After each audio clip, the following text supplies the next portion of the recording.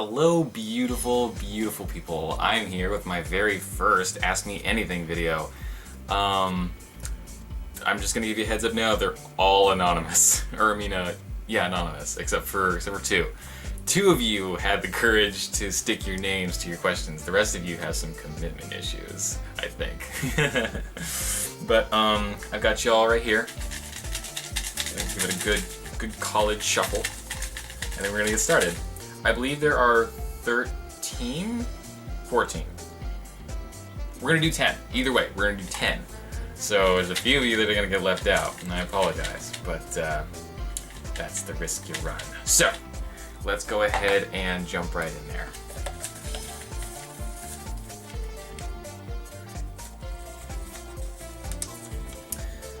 This is again, I'll say the names if it's two people that happen to ask me a question, but assume from here on out, unless I say your name, that it was anonymous.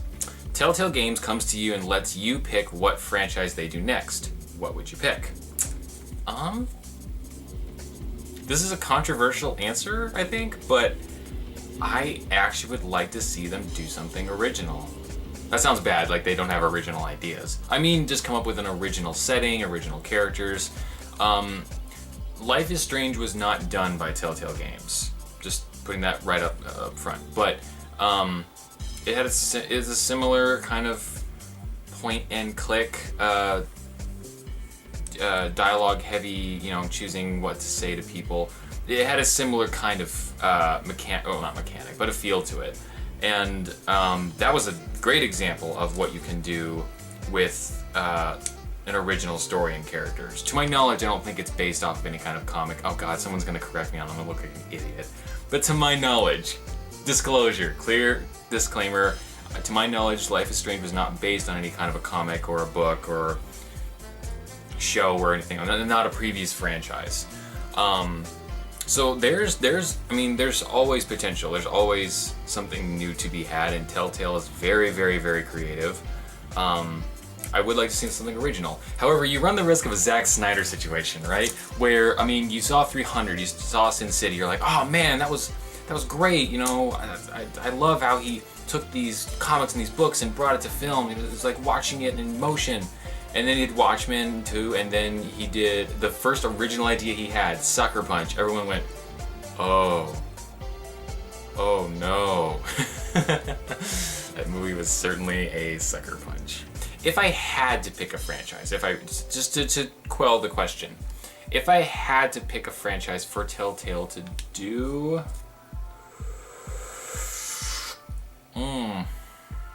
this is biased, but I would like to see them tackle a fighting game franchise. Some of them actually do have really good, like the relationship with Scorpion and Sub-Zero in Mortal Kombat. There is some real dramatic weight to some of the characters and their relationships. It just doesn't always get told the best way because usually fighting games don't put their stories first. It's getting better now, but for the most part, people miss out on those because they don't like or are not good at fighting games, and that's understandable. But I would like to see that kind of dramatic storytelling brought through in a different medium. If you were to get a tattoo today, what would it be and where would it be placed? Okay, I would get two. I've already thought about this. The first one would be Sasuke's curse mark from Naruto, and I would actually get it on, he has it on the left bit of his neck right here. I would actually get it on the opposite side, the right side, because I also want to get a tattoo on my left shoulder, and I don't want it to be too one-sided. I want it to be balanced, you know what I mean? The one I would get on my shoulder, me and my friend Josh have been talking about getting matching Outlaw Star tattoos on our shoulder. It's not very complicated. It's just a red star. That's all it is. It's nothing complicated or fancy. But we grew up watching that show, and that was kind of always our one of our many bonding things was Outlaw Star. And Josh isn't a huge anime fan in general. But that particular one that spoke to us, and we would always talk about as kids, we'll grow up and we'll get matching tattoos. We'll be like Gene Starwind. So this one has a personal meaning for me, because it's like a brother thing, and then this one just because I thought it looked cool. Next. What video games do you play nowadays? Lately I've been playing Transformers. It's really good, it's really short. It's only 7 missions. If you skip the cutscenes, the whole game is about 3 hours long. Or no, about 4 hours long. It's really, really short, and but the combat's really satisfying, especially since it basically is the same combat as Bayonetta, and I haven't been able to play Bayonetta lately. I've also been playing, I'm still playing Killer Instinct. I am dying to try out Until Dawn and Uncharted. I'm probably going to break out Uncharted sometime next week-ish. But I'm saving Until Dawn until my sister gets home. We're going to do a playthrough of that. I still dabble into Darkest Dungeon. I'm trying to level up characters for the next stream that I do. Same with XCOM. I'm hoping to do start Amnesia next week. Either Monday or Tuesday. Depends on when I get scheduled. Next week is pretty busy work-wise, so I'll have to squeeze that in there.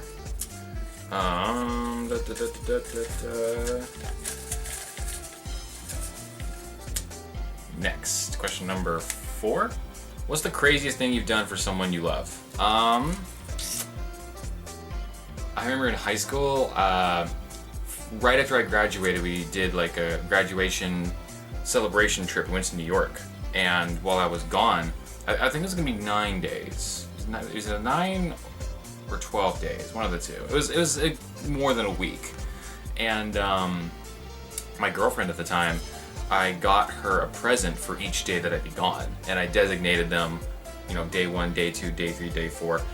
I don't know if that's crazy though. What's the craziest thing I've ever done? Okay, my family are people that I love. So the craziest thing I've probably ever done is I dropped out of college when my parents lost their jobs. I started working full time to kind of keep the lights on, keep things going. And my sister was in her senior year of high school at the time. I didn't want her, or about to start her senior year. I didn't want her to spend her senior year of high school in a place where she knows no one. So that was really scary. That was a big. I distinctly remember having the moment laying in my bed, like, am I really gonna do this? But family's got to come first. That's probably the craziest thing I've ever done. Good question. Right. What would you do with $1 million? I'd probably give half of it away. I'd have to do some research into what charities don't, cut a bunch off the top. But I'd probably give at least half of it away. Let's just say half. I would give $300,000 to my parents to quell their financial woes and find a place to just kick back and retire, and then I'll keep the other $200,000 for myself.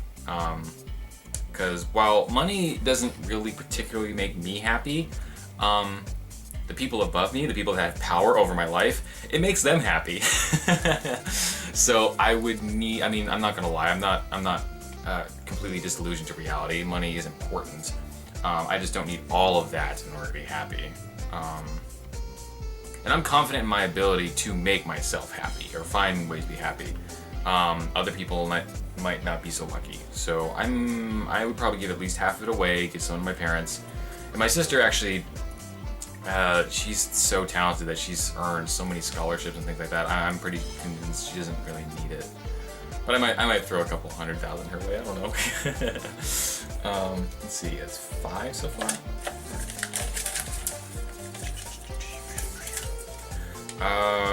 What video game series would you like to see made into an anime? Well, a few months ago, I would have said Phoenix Wright. I've been begging and screaming and kicking for that series to finally get into an anime. They're finally doing it. So, I don't know what to tell you. That would have been my answer. It's not a video game franchise, but I've always wanted Battle Royale to be made into an anime. With, really, if it had this really slick animation, it could be really good. But, Phoenix Wright was the only one that I really thought of. And now they're doing it. So, my dreams are happy. Or my dreams are fulfilled. The dream was not dropped. Oh, God. Alright, but I dropped that paper. Are you doing No Shave November? No, I am not. No, I am not, and here's why. No Shave November has nothing to do with facial hair. Believe it or not, No Shave November, the whole reason that it came about was to promote the awareness of men's health. And the idea of not shaving for a whole month kind of took that over entirely. And now almost anyone that I talk to has no idea that it's supposed to be a men's health awareness month. They just think of it as like a fun, gimmicky kind of thing to do during November. They have no idea. And that just defeats the purpose. So no, I will be shaving whenever I please during November, and I will be promoting men's health awareness a different way, probably whenever people ask me. I'll just be like, hey, did you know? And I'll be that guy, you know, the guy that ruined the fun for everyone. I don't care. It's supposed to raise health awareness, not show off your beard. I mean, I can not shave whenever I want. Also, I shaved last night, and this is what I've got going on. My beard has a healing factor that would make Deadpool blush. So there's no point to me shaving. All right. Scott wants to know, if you can do one thing right now, what would it be? I would fly. God, I would fly. I would get away from everything. I would just soar above it and just get away for a little bit. Assuming I don't get struck by lightning, my balls don't freeze at higher altitudes, and I don't go blind from like the high wind velocity hitting me in the face. And assuming I don't get lost, because I don't know what the world looks like from up there. Maybe I wouldn't fly. I think I just talked myself out of it. Everything that I can think of is attainable, just not this very moment. So it feels like a waste of an answer. Like getting out on my own, moving in with friends, relationship. Yeah, everything is attainable. I'll go back to fly, I guess, since I can't physically do that. Okay, 1, 2, 3, 4, 5, 6, 7, 8. So we got 2 more. Who's it gonna be?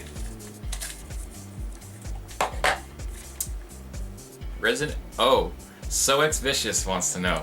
Resident Evil, Silent Hill, Dawn of the Dead, Terminator, Underworld. Pick 2 and explain what sets them apart from the rest. Guys, this is the kind of stuff that I want. This is not just movie stuff. This is a creative question. And it pertains to my interests too. I mean, fun, silly questions are fun too, but I usually ask... I'm used to getting those with like people that I know. Like I can turn to Kyle and just be like, would you rather make out with Meg Ryan or Jack Nicholson? And without missing a beat, he will want me to specify which Jack Nicholson. This is a silly question. I like big questions like this. Questions that make me think. Use my brain. Okay, wow. So, okay. Resident Evil, Silent Hill, Dawn of the Dead, Terminator, Underworld. I'm gonna assume that she means the Resident Evil movie and Silent Hill movie. Because the other 3 are not game franchises. They're movies. Because yeah, otherwise I could just say Resident Evil and Silent Hill are video games and the rest are movies and be done with it. So I'm gonna assume that she means the movies. Wow, okay. I mean, I could easily just say Resident Evil and Dawn of the Dead are zombies, movies, and the rest are not. But that's boring. And I could just say Resident Evil Underworld's protagonist kick tons of ass. But then so does Sarah Connor, so that doesn't work. I think I'm gonna challenge myself. I'm gonna pick Silent Hill and Terminator. Okay, let's do this. So, the way that they're different, Silent Hill and Terminator. Let's look at their protagonists. In the Silent Hill movie, oh god, I can't even remember her name. Crap, this is not a good start. I could see her face clear in my head. She was in Man on Fire with Denzel Washington, and she was in another movie at one time. I think a transporter movie. But the main protagonist, Silent Hill and Terminator, they're the... I mean, all the ladies in these movies have to deal with some kind of an obstacle to overcome. Some are more physical than others. But I think in Silent Hill and Terminator,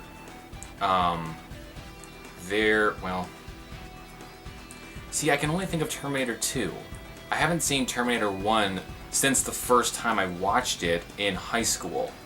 I can't remember hardly anything about Terminator 1. I always just think of My philosophy is, if you have time to watch Terminator 1, you should be watching Terminator 2. There's no reason to watch Terminator 1 anymore. It's too old. It doesn't gel. Terminator 2 is one of the best movies ever made. One of, not the best, but one of the best. Yes, I did just spoil what's going to be on my top 10 favorite movies all time list. Suck it. You should know this about me already. That should be no surprise to you. In Terminator 2 and in Silent Hill, both leading characters have to overcome their the evil, the antagonist of the movie, in a much more mature, personal way. In Silent Hill, she has to kind of empathize with this dark... again, I'm assuming she means the movies, not the game. In the Silent Hill movie, she has to empathize with this dark, evil monster that wants to wants to kill people. Letting in darkness like that, but not letting it like encompass you, is a much more mature way than just simply shooting it or kicking it or killing it. In Terminator, she has this fear of technology and the future and things that are outside of her control. And throughout the course of the movie, she has to just kind of come to accept the terms that she can't control the future.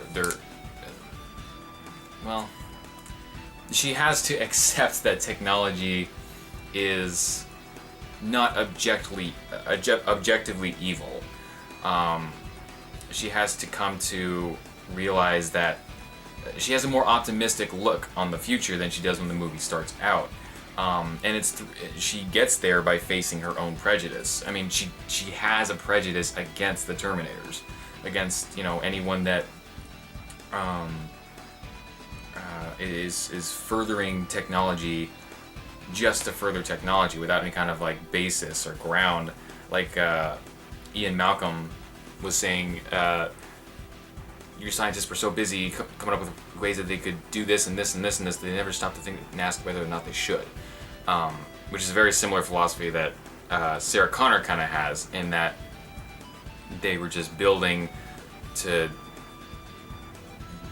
ascend to godhood. And she has to overcome that prejudice. But she doesn't do it through shooting it or blowing it up or fighting it. She does it through empathizing with this thing. Arnold Schwarzenegger's character, she does it by spending time with this thing and understanding the difference between... Or she understands that machines can learn. So they both leading ladies are very proactive. All the leading ladies in these movies are very proactive, but the ones in Silent Hill, the Silent Hill movie and in Terminator, they tackle their objectives and their fears in a much more personal, introverted, intro kind of way, versus Mila Jovovich in Resident Evil, who kills things, or Selena in Underworld, who kills things, or the girl from Dawn of the Dead, who mainly just kills things. Not that that's necessarily a bad thing, it just is a very different way of going about it. Yeah. And then it actually also kind of ties into the message of both movies, too. Silent Hill doesn't really have, like, a clear cut... From what I remember of it, Silent Hill never... No, it kind of does. Never mind. I was about to say it never has a clear-cut villain, but it actually kind of does. I seem to remember the witch mother being pretty much just all evil. So never mind. Scratch that. So yeah, that answers that, I hope. That was a damn good question. I want more of that, please. All right. That was question 9. Who's the final question going to be? Top 5 favorite video games. I wonder who asked that. Well, I seem to recall... No, that was Facebook. Never mind. I was going to say, I thought I answered that already, but it was actually on Facebook, not on AskFM. And I think that was actually top 10, not top 5. So, but my answer has changed since then anyway. In no particular order. Damn, that's hard. In no particular order, I would say Shadow of the Colossus, Devil May Cry 3, Kingdom Hearts 2. This is tough. Season 1 of The Walking Dead. Hang on, there were some dry spells in that. When you think of the season 1 of The Walking Dead, I tend to just think back to the finale. Like, first. In fact, I think a lot of people do that. They tend to, that's the memory that they come back to first and foremost, a lot of the time, is the ending, excuse me, of episode 5. But as I'm thinking back, there were some dry spells and questionable moments in there. Moments in the writing where just kind of like, that doesn't quite make sense, or oh, that wasn't what I wanted to do or meant to say. Shoot, I'm being put on the spot here. What did I say? I said, Devil May Cry 3, Shadow of the Colossus. I stand by those two. Kingdom Hearts 2.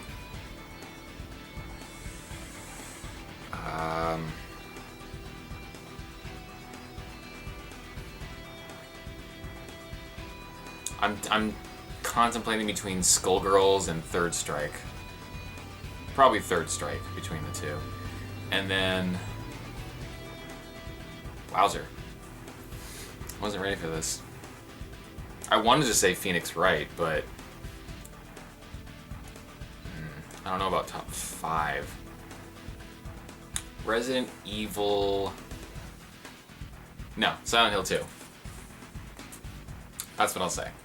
Silent Hill 2, Devil May Cry 3, Kingdom Hearts 2, Shadow of the Colossus, and Third Strike. A lot of sequels, actually, that I'm just realizing. Shadow of the Colossus was the only, like, original one. Ooh. Ugh. But you know what? Sequels, in games anyway, is not necessarily a bad thing. In fact, sequels in games tend to have a higher success record than sequels in movies.